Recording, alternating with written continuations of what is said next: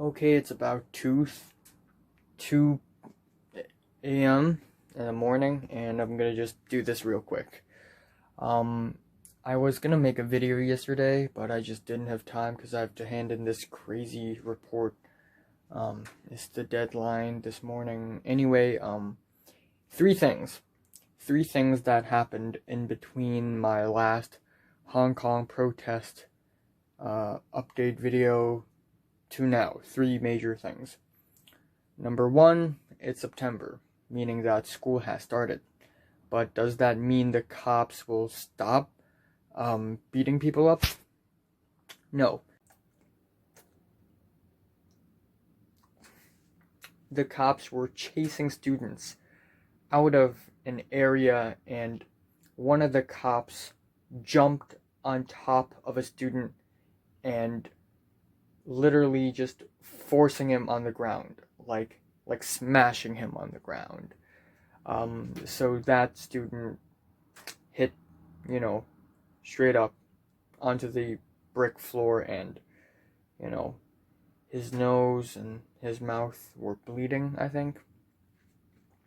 And when people asked the police why did they do it, they said it was raining and the floor was slippery, which is just bullshit. Because if you look at the video, clearly there isn't any water.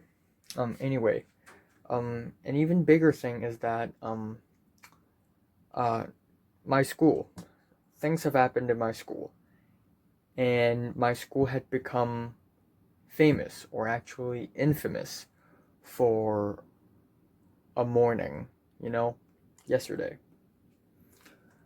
And so what happened is that 2 days ago, the activists in our school had a meeting with the teachers, discussing the arrangements for September 4th, which is originally a day where, students who are going to protest in school basically skip all the classes and protest inside the school silently and peacefully.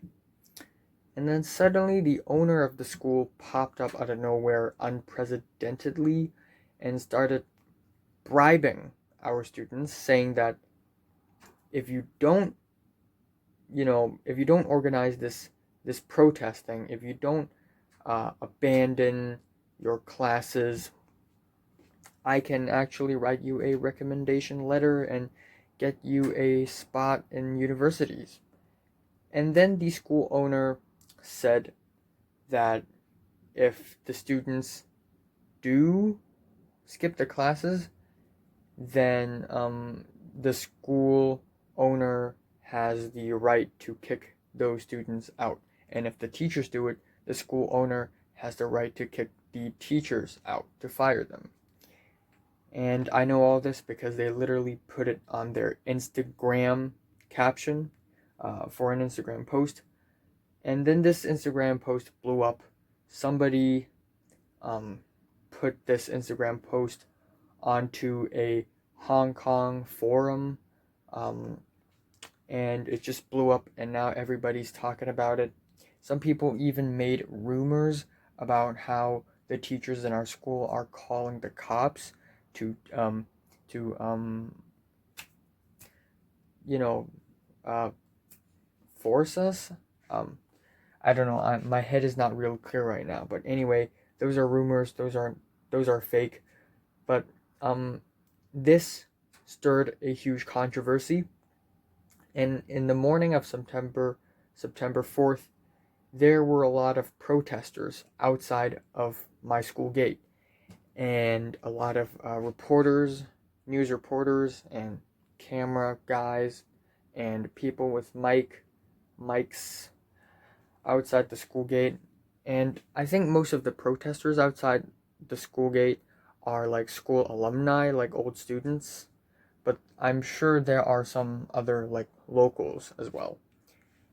And it's yeah, it's pretty surprising actually. I didn't see this coming. Um and I walked into the school, and